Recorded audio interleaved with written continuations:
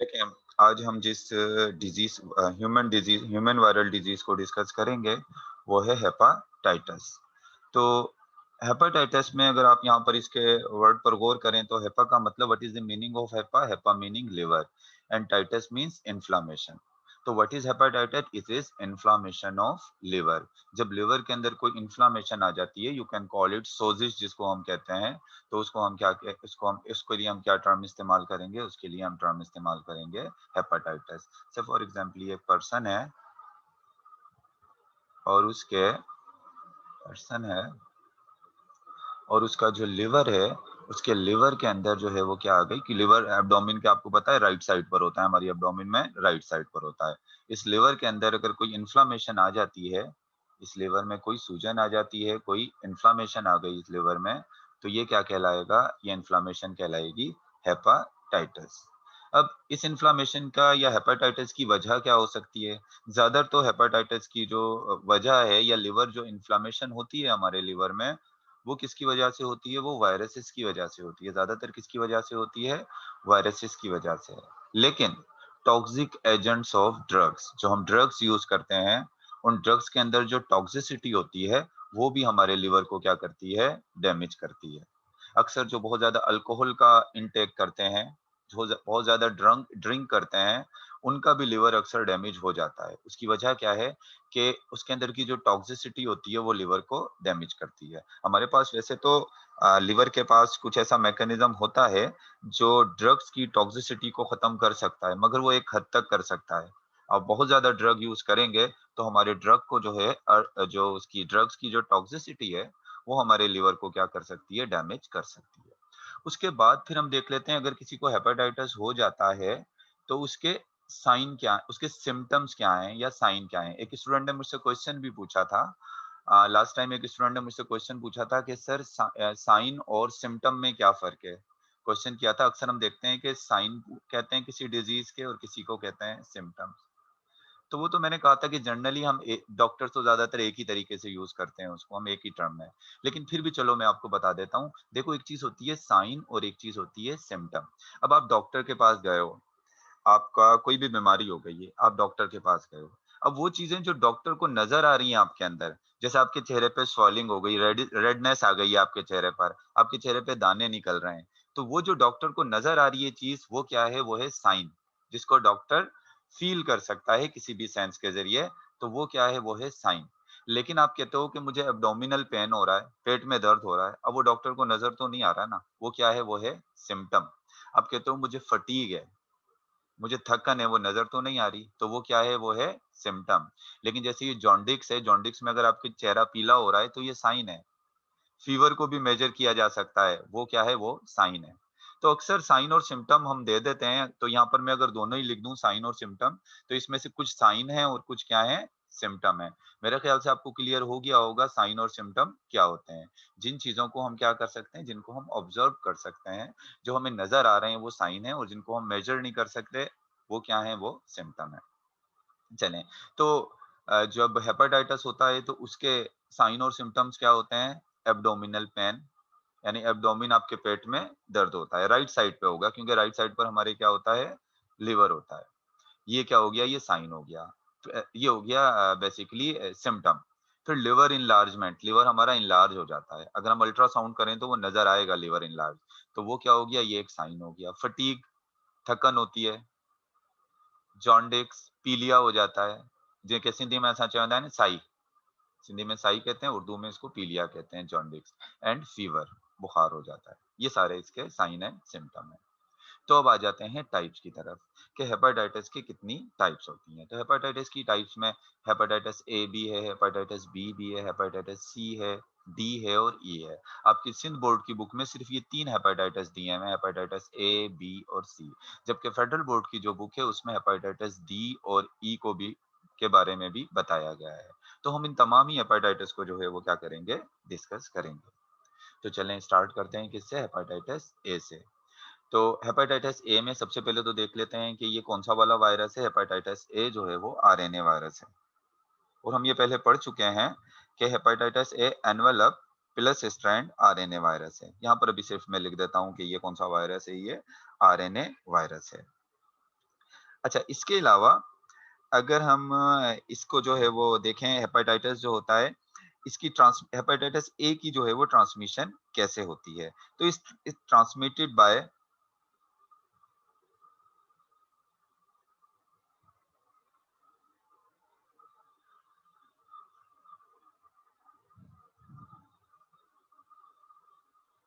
देखो, अगर किसी को हेपेटाइटिस ए हो जाता है, तो हेपेटाइटिस के वायरस जो हैं उसकी फीसिस में मौजूद होते हैं। फीसिस क्या है? हमारा वेस्ट प्रोडक्ट जो हम इजेस्ट करते हैं, वो क्या है? वो है फीसिस। तो फीसिस के अंदर इसके वायरस जो हैं हेपेटाइटिस ए के मौजूद होते हैं। तो अगर कोई भी पर्सन अपने ओरल रूट के ज़रिए या फीकल रूट के ज़रिए उस उन वायरस के कॉन्टैक्ट में आ जाता है, जैसे हाइजीन का आप ख्याल नहीं करते हो, सफाई-सुथराई का ख्याल नहीं करते हो, वॉशरूम यूज़ करके अगर कोई प्रॉपर तरीके से हाथ ना धोए, या आपका पानी जो यूज़ कर रहे हैं उसको बॉयल करके यूज़ नहीं कर रहे हैं। आपका जो ड्रिंकिंग वाटर है वो सीवेज वाटर के साथ मिल रहा है और वहाँ से कहीं से फीकल मटीरियल के ज़रिए कोई वायरस जो है वो आपके पीने के पानी में आ गया। समझ रहे हैं ना आप मेरी बात?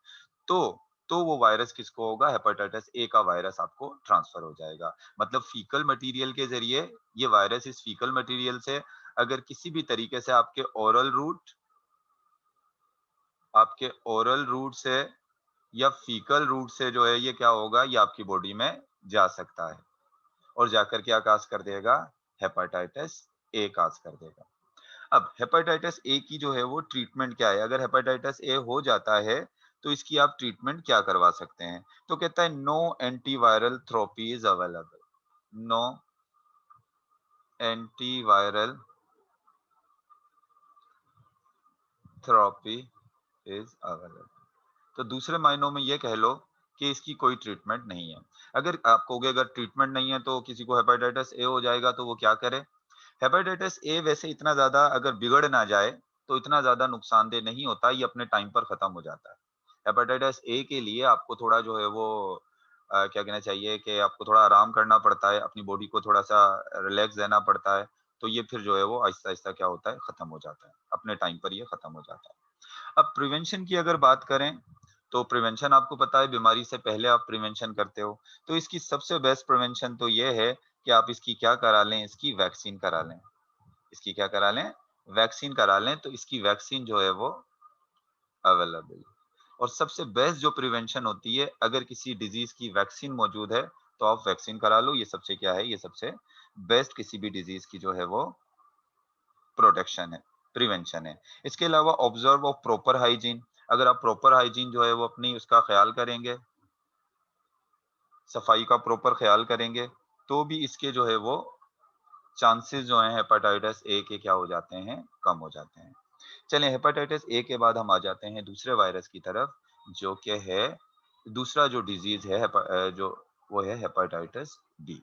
तो हेपेटाइटिस बी का सबसे पहले काज़ देख लेते हैं कि हेपेटाइटिस बी जो है वो काज़ किसके ज़रिए होता है। तो हेपेटाइटिस बी का जो काज़ है वो एचबीवी वायरस है, हेपेटाइटिस बी वायरस। और हेपेटाइटिस बी वायरस जो है, ये बेसिकली डीएनए वायरस है। ये आरएनए वायरस नहीं है, ये डीएनए वायरस है। आपके पास जितनी भी हेपेटाइटिस हैं, उनमें से मेरे ख़्याल से ये हेपेटाइटिस बी जो है यहाँ पर कौन-सा वायरस है, ये डीएनए वायरस है, बाकी सब क्या हैं, आरएनए वायरस हैं। अब जो हेपेटाइटिस बी का जो वायरस होता है, तो उसका जो डीएनए होता है, हेपेटाइटिस बी का जो वायरस होता है, उसका जो डीएनए होता है, अगर मैं यहाँ पर हेपेटाइटिस बी का वायरस चलें ड्रा कर देता हूँ, ये लें, हेपेटाइटिस बी का मैंने वायरस यहाँ ड्रा कर दिया। अब आप देखें, हेपेटाइटिस बी का वायरस का जो डीएनए है, सर्कुलर होता है, इसका डीएनए सर्कुलर होता है और पार्शियली डबल स्ट्रैंडेड होता है, पार्शियली डबल स्ट्रैंडेड होता है। आप इधर देखें, ये इसका वायरस जो है वो सर्कुलर है और आप देखें पार्शियली डबल स्ट्रैंडेड है, मुकम्मल तौर पे डबल स्ट्रैंडेड नहीं है। एक लॉन्ग है और एक क्या है, शॉर्ट है। बाहर वाला लॉन्ग है, अंदर वाला क्या है, शॉर्ट है। अगर मैं इसको ऐसे बनाता इन दो स्ट्रैंड को ऐसे, तो ये डबल स्ट्रैंडेड हो जाता है, कंप्लीट डबल स्ट्रैंडेड। लेकिन अब आप देखें कुछ जगह ऐसी हैं जहां से ये डबल स्ट्रैंडेड नहीं है। अब आप देखो यहाँ यहाँ तक तो ये डबल स्ट्रैंडेड है, इस एरिया में डबल स्ट्रैंडेड है, लेकिन इस एरिया में ये डबल स्ट्रैंडेड नहीं है। तो हम क्या कहेंगे, हम कहेंगे कि ये कंप्लीटली डबल स्ट्रैंडेड नहीं है, ये क्या है, ये पार्शियली डबल स्ट्रैंडेड है। उसके बाद कहता है कि आपकी बुक में, स्पेशली सिंध बोर्ड की जो बुक है, उसमें कहता है कि इस वायरस के पास 3 किस्म के प्रोटीन बनाने के जीन लगे होते हैं। इसके पास कितने? 3 किस्म के प्रोटीन बनाने के जीन लगे होते हैं। अब देखो, एक तो होता है वो प्रोटीन के जो जीन इसके पास होते हैं, मैं इसको थोड़ा-सा इधर लिख देता हूँ, इसको इरेज़ कर देता हूँ यहाँ से। एक चीज़ मुझे थोड़ी-सी इसमें से और समझानी है आपको, इसको इरेज़ कर देता हूँ।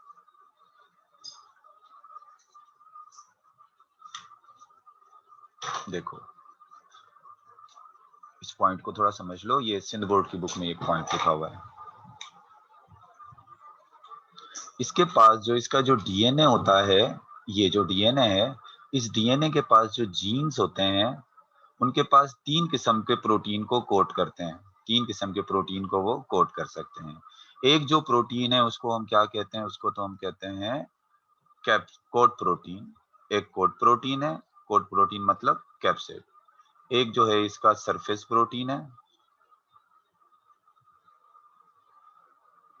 और तीसरा जो है जो प्रोटीन है वो है पॉलीमरेज।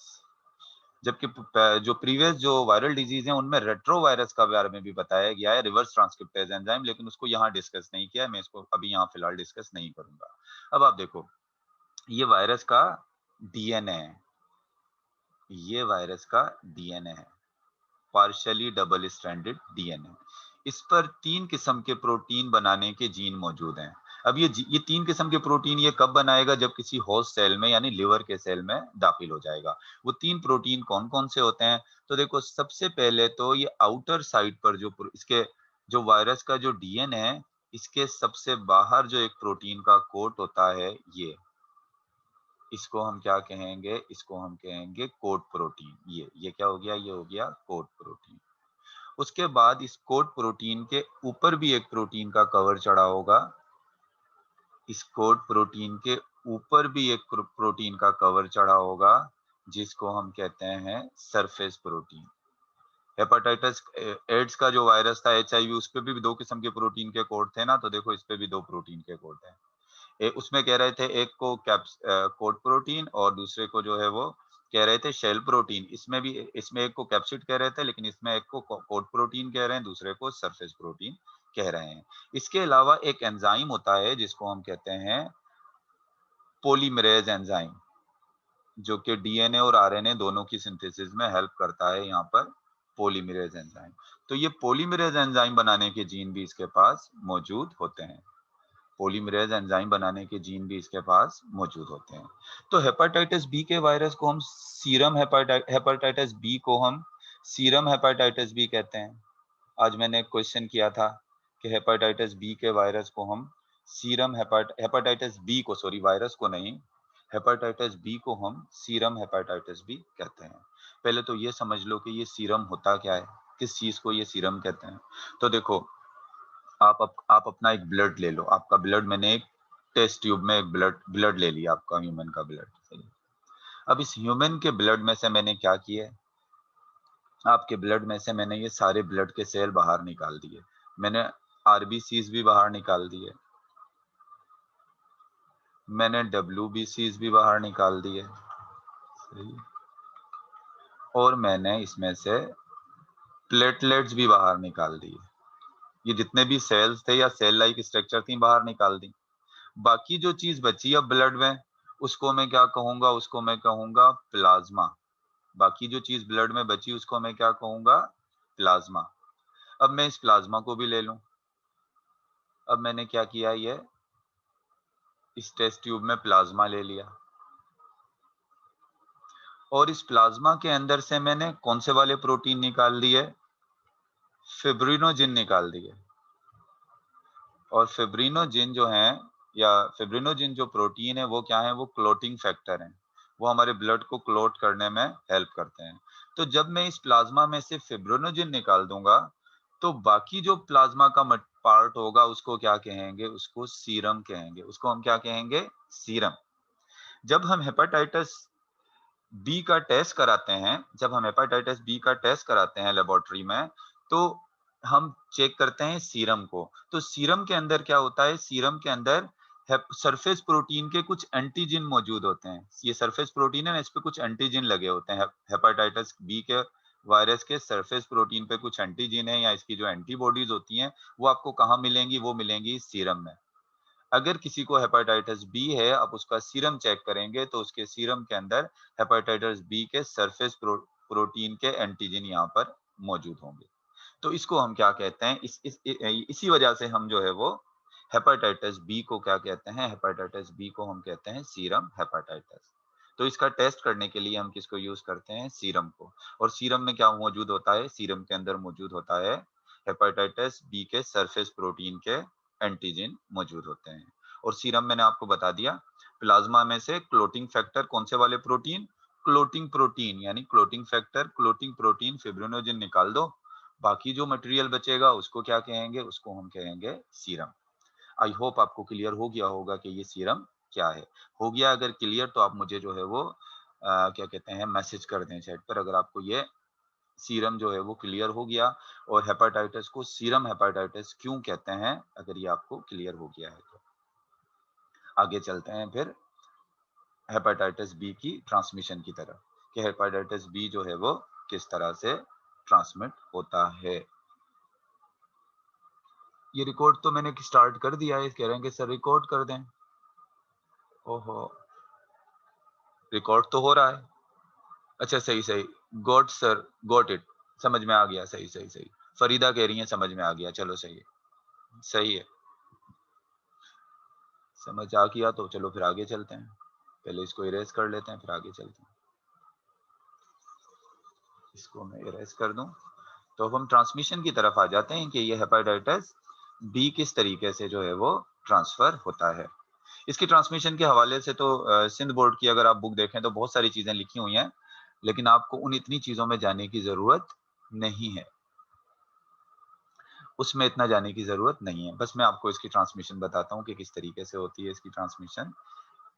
इसकी ट्रांसमिशन जो है, एक तो इसकी ट्रांसमिशन होती है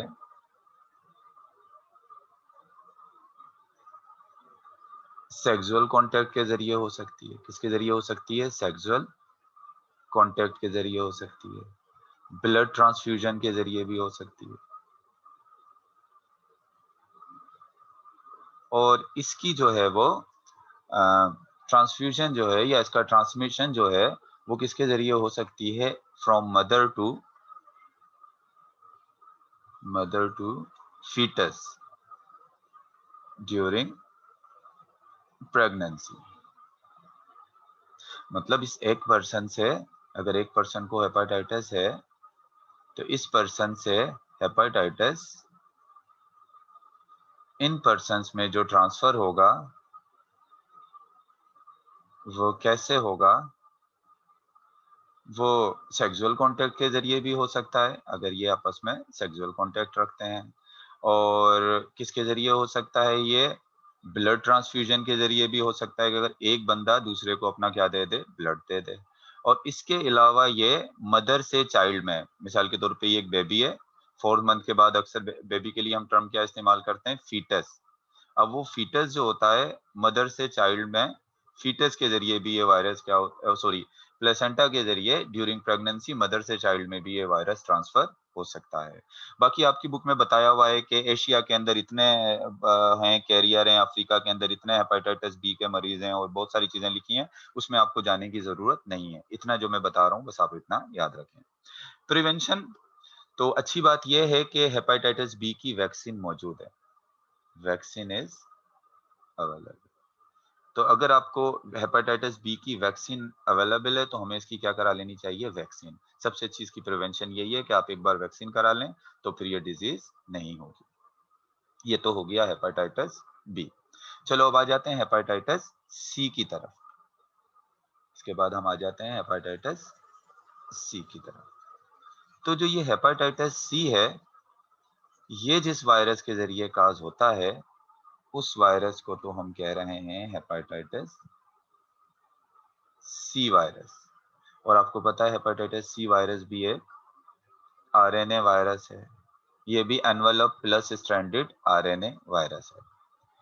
अब अगर आप इसकी ट्रांसमिशन की बात करें कि हेपेटाइटिस सी जो है वो हेपेटाइटिस जो सी है वो कैसे ट्रांसमिट होता है, एक बंदे से दूसरे बंदे में हेपेटाइटिस सी जो है वो कैसे ट्रांसफर हो जाता है।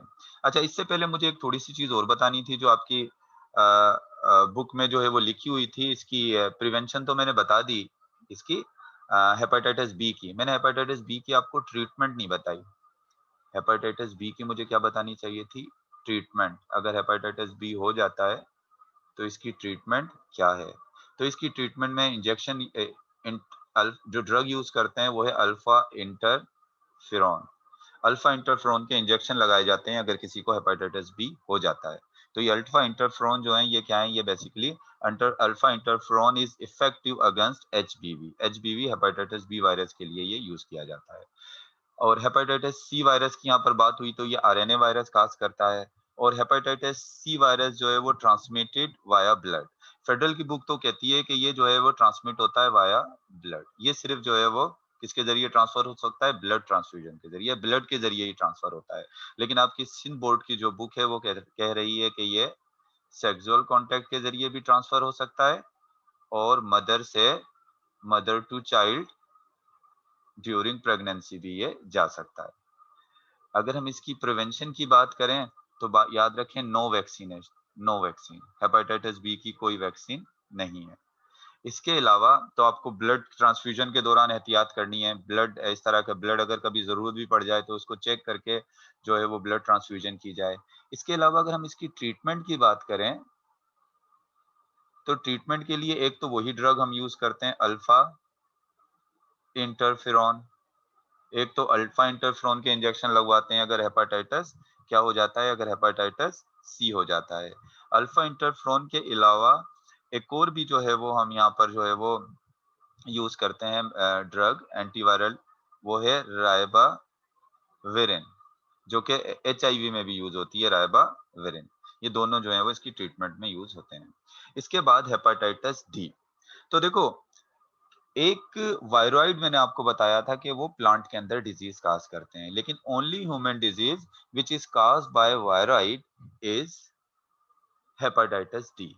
हेपेटाइटिस डी किसके जरिए काज होती है? वायरॉइड के जरिए। वायरॉइड आपको पता था कि नेकेड सर्कुलर आरएनए जो को हम क्या कहते हैं? इन आरएनए को हम कहते हैं वायरॉइड।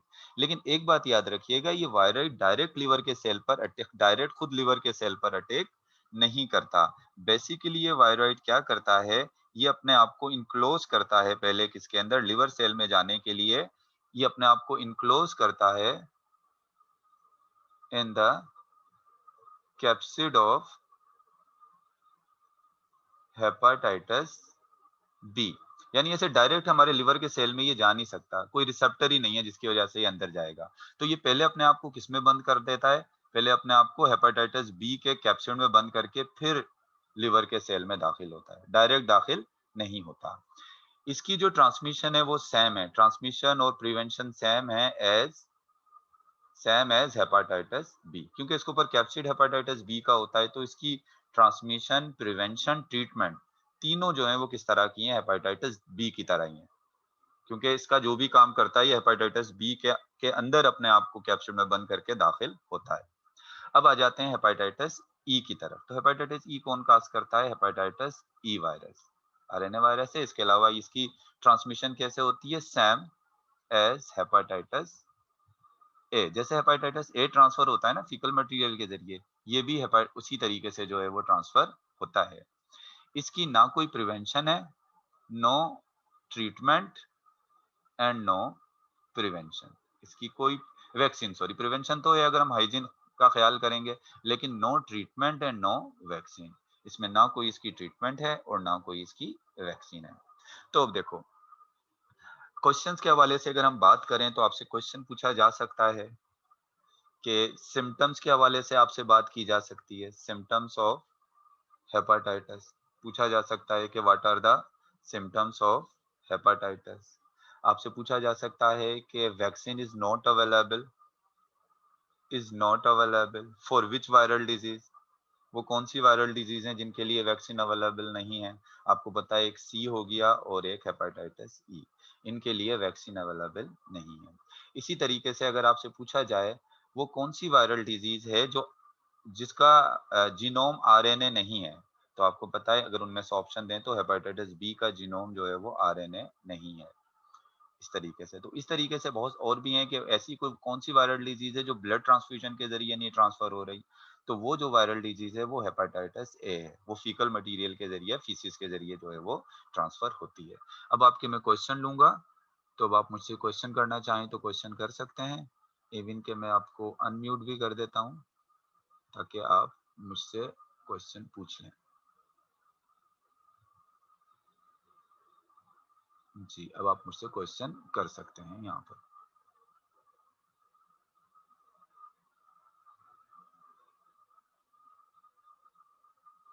मेरे ख्याल से हेपेटाइटिस जो आपकी बुक में लिखा हुआ है और जो फेडरल की बुक में लिखा हुआ है वो पॉइंट आपको क्लियर हो गए होंगे और कोई इतना ज़्यादा मुश्किल भी नहीं है, बहुत ईज़ी सा टॉपिक था ये तो। कोई इतनी बड़ी बात नहीं है।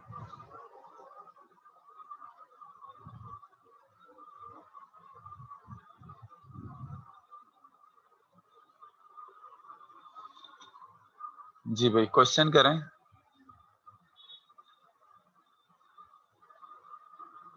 मेरे ख्याल से आप लोग अनम्यूट नहीं हुए हो।